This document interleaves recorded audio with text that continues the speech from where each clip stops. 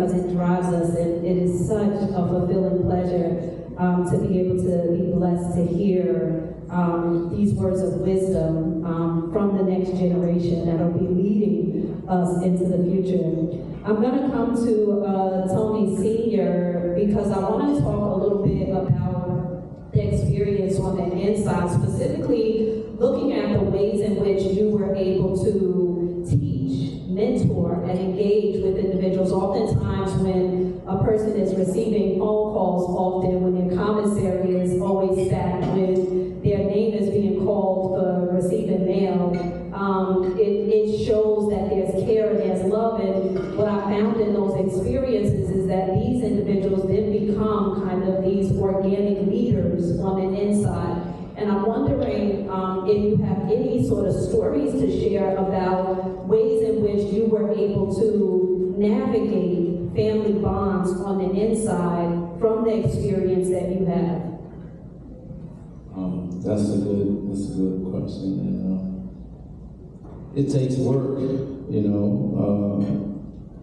You have to stay hopeful. You got to just get up and get things done. You know, you got to communicate with people. You got to care about others. I had so many young cellmates that had a variety of charges, but none of them really had as much time as me, not even close. But I always tried to give them the ones that I felt, wanted to receive, all the lessons that I thought I could give them from my experience. And I knew they were going out back into the world soon. And I always would tell them I didn't want to see them come back. If they did come back, don't even come talk to me, because you get a second opportunity in life. And at that point, I didn't have a second opportunity. Don't let them know you get a second opportunity. Most of them was from Washington, D.C., where I think we got some of the best reentry programs. We got my son. We got many good men in this work that will assist them and help them. We got a lot of programs, and so I told them, I would always tell them, there's no way you should really fail. It's not going to be easy, but there's no way you should really fail. And I just wish that I had the opportunity that you're about to get. So take advantage of it. And of course, too, I would always share whatever I had, whether it was my commissary, because a lot of young people, a lot of times family abandoned them, friends abandoned them. And I would always look out for them, especially a lot of them would know my son already, or may have been through his program. They would say, your son got me a job, and a lot of drug addiction is involved. So I got back on drugs, and I blew the job, and then they're easing. If I go home next year, you think I can connect me again with your son? It's like, I said, I'll see what you show me within that year. Are you, gonna do better, and maybe we can make it happen. But again, everybody deserves a second chance, and I wouldn't wish this on any family or any, kids or anything. And from my wrongdoing and breaking the law, I was thrust into this and brought my family in it also. And I'm very sorry. I always apologize to all the citizens of Washington, D.C., the DMV, for my crimes and my helping to bring destruction to my community by selling drugs. And I'm really sincerely sorry, and I always say that. And at the same time, I paid 34 years for my crimes, too. So, but I still always apologize. Even I paid a heavy debt for my crimes. So I don't take it lightly. This is serious, and prison is brutal. It's brutal, 34 years is brutal. All they do is take from you in prison. I'm saying administration. One warden come, try to outdo the warden that left, but I'm making it worse. We're gonna take this from y'all, take this from y'all, make the visits not pleasurable anymore. It's brutal. From when I first started my sentence in 1989 up until 2023 when I was released. So I just hope that I can get the message through the kids out here. I tried to do it in prison. Not just to my cellmates, but we had a few programs like Young Men Incorporated that was brought to Cumberland, Maryland, good friend, Mr. Dominic Henry, very good mentoring program, rehabilitation program, and reentry program. So yeah, I just try to work hard every day, man. Just trying to give back, any way I could to the younger people, anybody who I could listen, that would listen to me. So. Okay, thank you so much. Additional question for you, specifically around this concept of masculinity and incarceration. It comes up all the time, and it's really connected to this concept of health and wellness, and making sure that we're centering ourselves that, health and wellness is a form of resistance, and taking care of ourselves is a radical response to experiences. Oftentimes on the male units that I teach on or am working within, there's this shame around crying or even tearing up. And I saw it as we began the panel that you weren't afraid to be able to show that emotion, and I think it's a beautiful thing. Oftentimes, and I can even count on my hand how many times I've seen my father actually cry. And those times that I did, it changed my life. Because it gave me an opportunity to see a human. Are you able to speak a little bit about the importance of keeping it real, just even in your emotions? I mean, like, oftentimes we feel like we gotta be hard, even from a female perspective, but even more so from a male, masculine perspective. Did you cry a lot? Have you accepted and leaned into that? And what advice do you have for others to be able to fully just show their emotion, even if it means a cleansing through tears? Yeah, prison is not looked upon to show emotions, especially crying or anything like that. But I always try to keep it real. I'm pretty private, but being around my son and my daughter-in-law, wifey, and the girls, I just feel free, and it's it's a family. Emotions happen, and it's a beautiful thing to let it out if need be, and there's just so much love with the girls and my son and family that I want to be real and authentic, and it's real, so. But you're right, Ms. Muhammad, in prison it's not the masculinity, it's not, but I do try to keep it real, and it is what it is.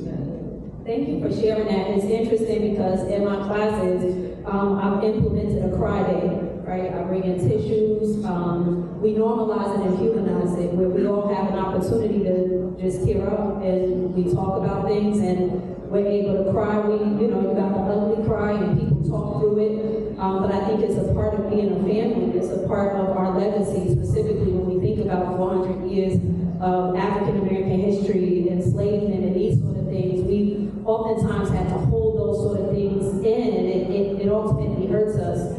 I'm going to come to you, Tony Jr., because you always crying, you always, emotional, you always kicking out, giving that realness, and I've always appreciated that, because even in the juvenile facilities, the individuals always say, man, he real, all caps, like anytime that your name is brought up, your book is brought up, I see a humanizing of young men, and I think even without you there bringing your book in, it does that. And even when we think about mental health and wellness, we have to normalize these sort of things, because what the research is showing us now is that males act out and girls act in. So now with the militarization of schools, and you have police forces in schools, an individual that can't cry out and punches a wall, now he's in handcuffs. That's the school to prison pipeline. So we think about these things like, we making men out of these individuals. Not because men cry. People have journals. There are healthy ways to be able to cope with trauma and stress. Can you tell us a little bit about how you've been able to, over these years, keep it so real, specifically in these hard streets, right? Like, people don't look at you like as soft ever. Like, it's DC or nothing, like, and everybody knows that you'll die for that, right? But they also have a respect and understanding that you're respected in these streets, and you're able to still be a man's man, a great father, a wonderful husband, a great community member. How can we get more young individuals and even some of our older individuals that are in that old school mentality to get on to this health and wellness thing? Yeah, that's a good question. I think, my entire life, I felt love. I think it starts there, right? And being loved gives you a certain level of security.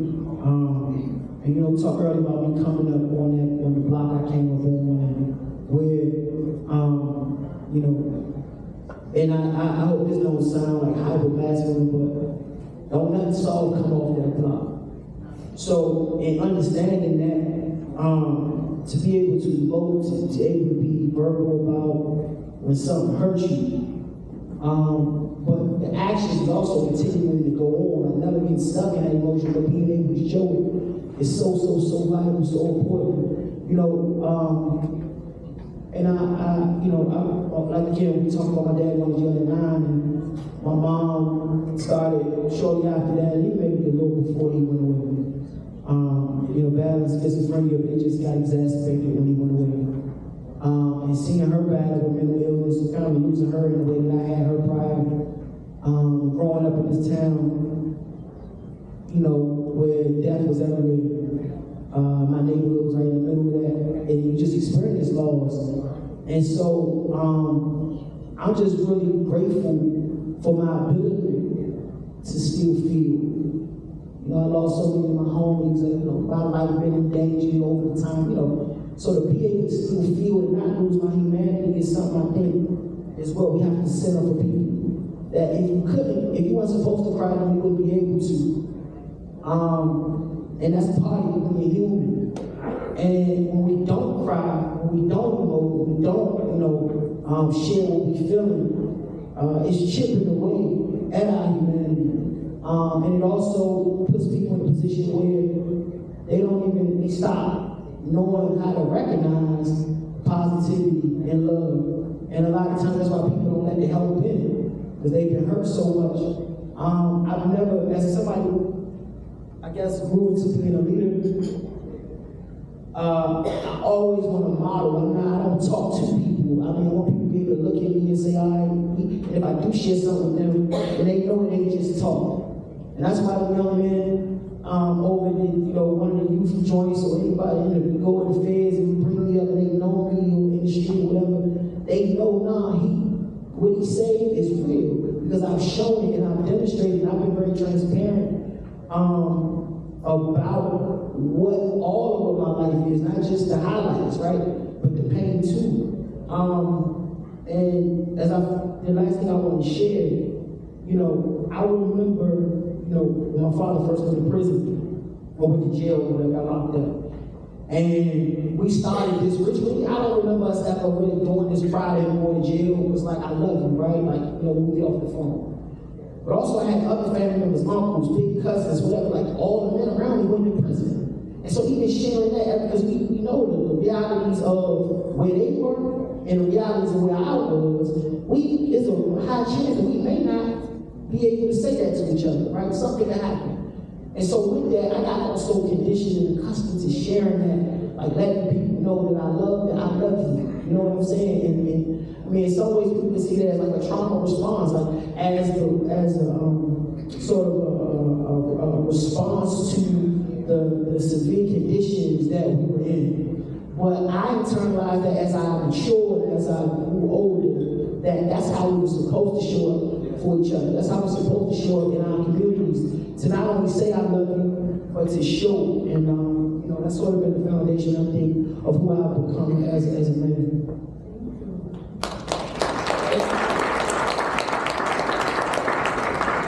Of course, I'm coming to Sophie and Isabella. I think when we think about health and wellness, I know that I've seen soccer games, cheerleading, like just helping things through sports.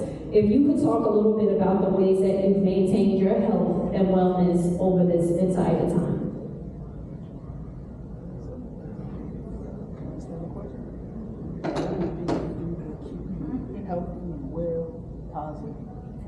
Your activities and the sports that you've participated in. Before he came home, I was cheerleading and gymnastics, but now I'm doing soccer and track.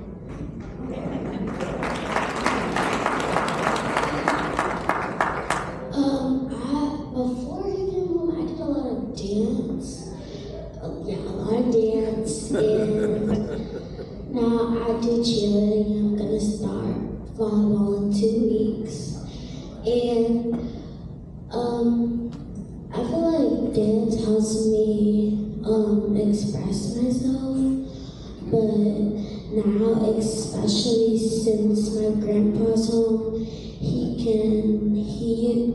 used to go to my cheerleading games, and he'll probably come to my volleyball games and Sophie's soccer games and her track meets. And when he first came home, the first 2 weeks I think, Sophie had a gymnastics class, and that was the first time he went to something of ours. He went to her gymnastics class, and it used to be since he couldn't be there, we would always send him pictures or tell him what happened on the phone. But it would be really hard to do that because we only had 30 minutes and 15 minutes on the phone, and 4 people wanted to talk to him. So it was really hard to. Now it's way better because we have unlimited time to talk.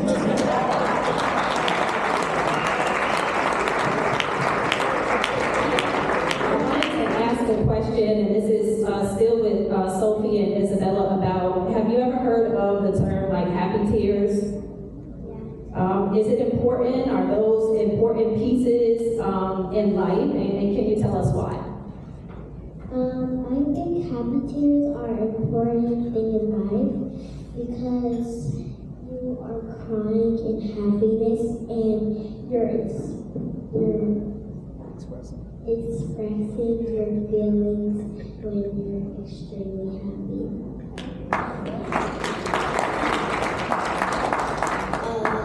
My happy tears is definitely when he came home, but really when I found out, I had just got home from school and my dad just shot up and started jumping, and I was like, what in the world is happening? My grandpa's lawyer, Miss Brittany Barnett, had just told him that he can come home, and I just fell on the floor and was crying so much. But I was happy. I was super happy. And also when I went to go pick him up, it wasn't just me, it was literally everybody, my big cousins, my aunt, my mom, my dad, me and Sophie. Everybody was crying because it was just the best day of our lives that we got that last piece of the puzzle.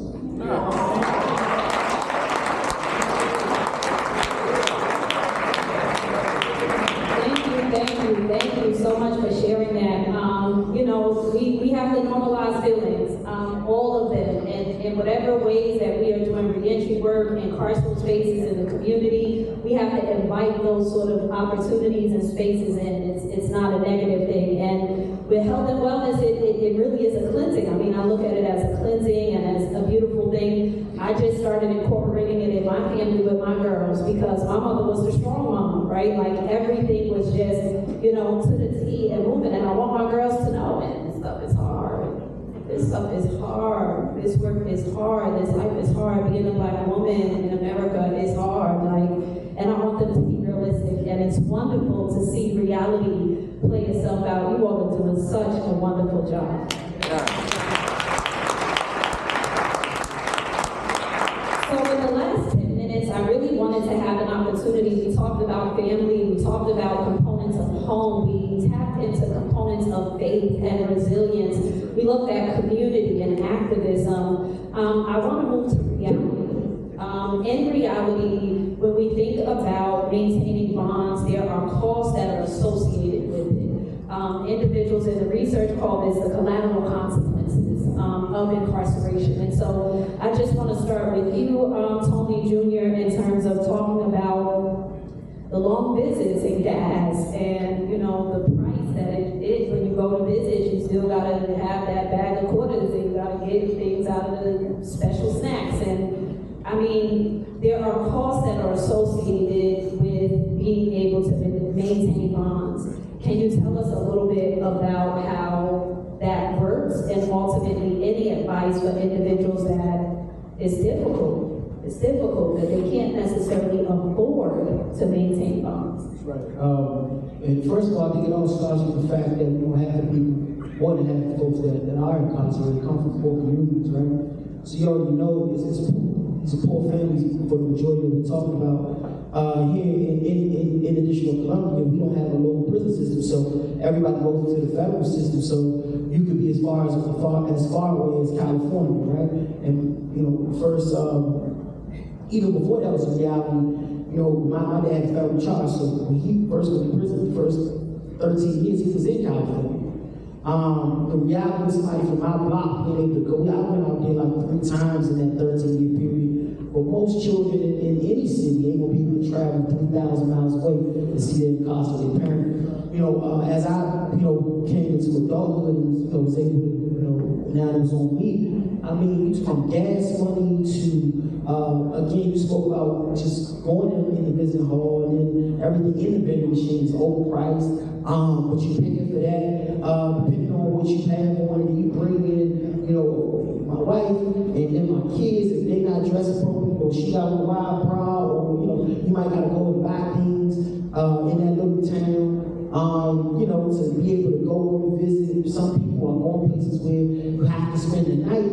And then not to mention calls, sending money, so things that he may need or your loved one may need. You gotta send money so that they can communicate with you, right? Because up until COVID, calls ain't free, the email thing, everything costs. And the cost is going up, as my father alluded to. And so this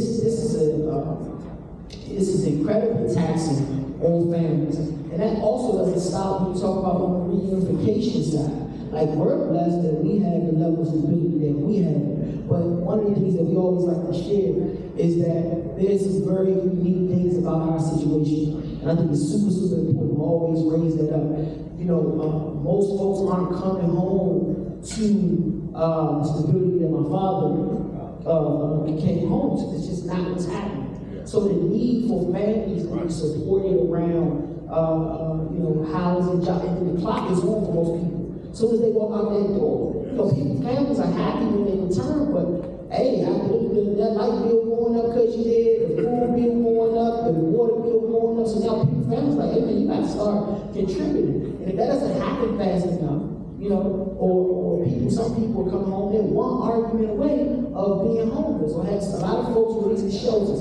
Some people released to transitional housing, supportive housing, but depending on what that looks like, you have safety concerns. I'm just saying, and I know everybody here understands that to the public, people don't get that. And so I think it's important as a society that we continue to build strong supports for families. And the last thing I'm going to say, again, we raised up how blessed we've been to reconnect and hit the ground running.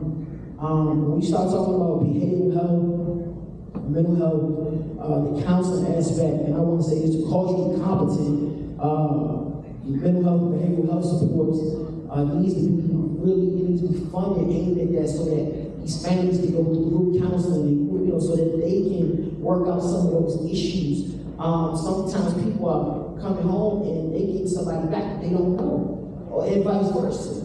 You know, a lot of people aren't as transparent about their lives and what's going on with their lives with their incarcerated loved one when they're away. They see they're away, they don't need to know this, they don't need to know that, and then that person returns, and it's like, where did this stuff go? Where did you do this? You know what I'm saying? So these are all the things that I think, as somebody that somebody who works in the industry, I think that's super important. I always have known the importance of it, but I just think we need to elevate that as well. Because people think, oh, somebody come home and then it's just back to, and it's like, nah, not necessarily, and I can mention the impacts that prison has on folks as well. So, that's what I would say. It's taxing on multiple levels, and families need more support.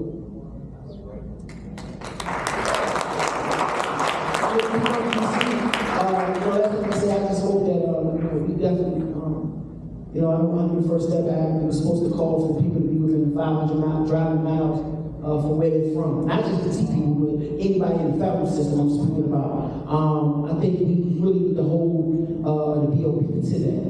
Keeping families close.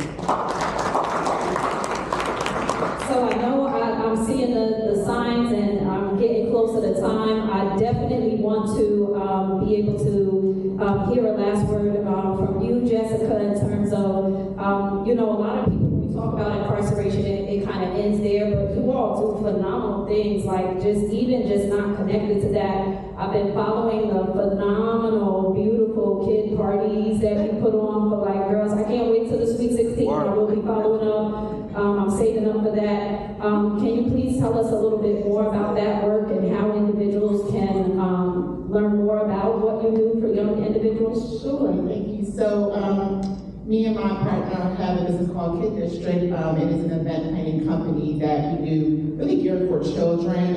We try to bring things from the city we love here in DC, all the things that us as adults do, we want to bring it to the children. So we do tea parties, we do spas for the children, all different types of things, custom parties. So this is very important for the children. There's a lot of children who might have a one-parent household. Parents are stressed out. They don't know how to make their children really enjoy their birthday. It's out of their reach, and we do whatever we can to take all the work off of the parents' hands or whoever the guardian is, and just make every child and all of their friends really just enjoy the moment, feel loved, enjoy all the small details that maybe they might not be able to have on a daily basis. So we always just kind of try to give an all-inclusive thing to these children. So yes, check out Kid District if you're interested. Okay, you're on Instagram? Yes, Kid District DC. Okay, and then Tony, I know you're doing, Tony Jr., I know you have phenomenal podcasts. You have the book, you have the workbook. If you're not following Tony on Instagram, or even on Twitter where he's putting out, things that are being retweeted over and over, just on all platforms, how can people follow your movement and continue to learn more about what you're doing? Like you said, Mr. Tony Lewis Jr., MR, Tony Lewis Jr., that's on Twitter, Instagram, TonyLewisJr.com, stay abreast of all the things that I got going on, all of the fights that I'm trying to wage against the system to build a more equitable and inclusive system, particularly for men, women, and children impacted by incarceration. And also I like to be a bridge to and share information that can help our community, whether it's what you're doing, whether it's what Marcus Bullock is doing. I see old Rose Brown in here, you know what I'm saying?